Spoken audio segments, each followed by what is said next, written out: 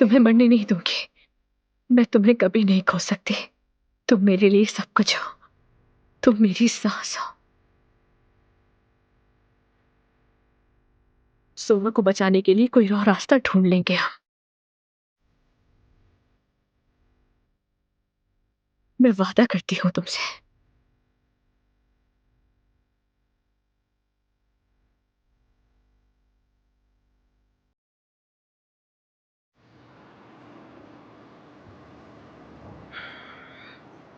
अदनान भाई, आप हैं कहाँ? फोन भी नहीं उठा रहे हैं।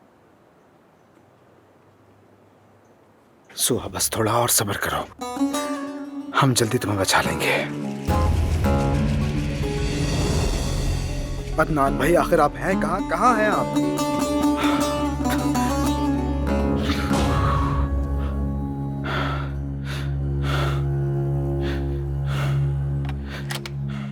कोई बात नहीं, लेकिन मैं तो यहाँ हूँ। मैं तुम्हें बचाऊंगा सुहा। मैं निकालूंगा तुम्हें इस जहन्नुम से।